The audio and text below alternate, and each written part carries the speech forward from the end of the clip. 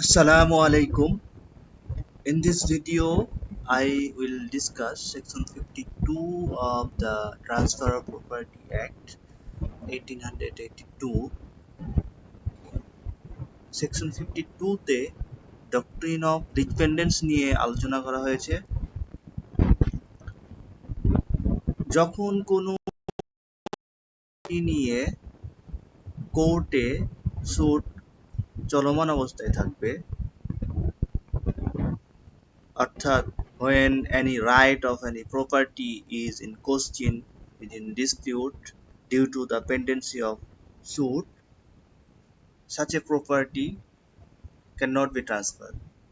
এই সুট চলমান অবস্থায় প্রপার্টি ট্রান্সফার করা যাবে না। ওকে, আর এই প্রিন্সিপালটাই হচ্ছে ডক্ট্রিন অফ লিজ পেন্ডেন্স। ওকে,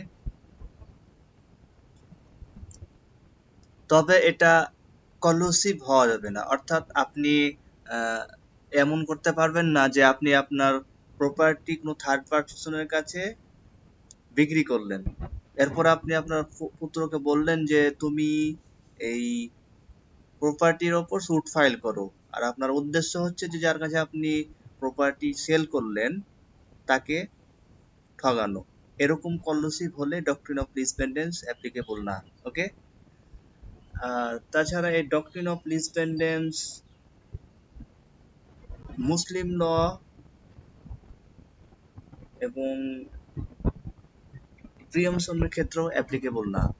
অর্থাৎ মুসলিম ল এর আন্ডারে যদি কোনো ট্রান্সফার করা হয় তাহলে এই ডক্ট্রিন অফ লিজ পেন্ডেন্স এই ট্রান্সফারকে এফেক্ট করবে না, আর এটা রাইট অফ প্রিয়ামশনকেও এফেক্ট করবে না।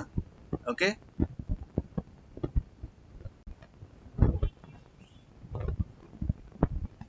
এখন যদি এরকম অবস্থায় প্রপার্টি ট্রান্সফার করা হয়, অর্থাৎ সুট পেন্ডিং আছে, এরকম অবস্থায় যদি প্রপার্টি ট্রান্সফার করা হয় তাহলে এর কনসিকুয়েন্স কি হবে?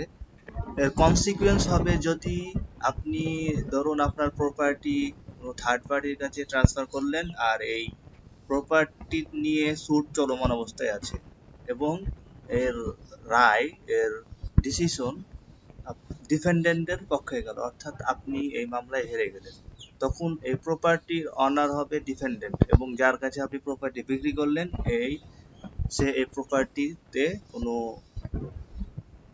রাইট অ্যাকুয়ার করবে না। ওকে, thanks for watching my video. Please don't forget to subscribe my channel. Thank you.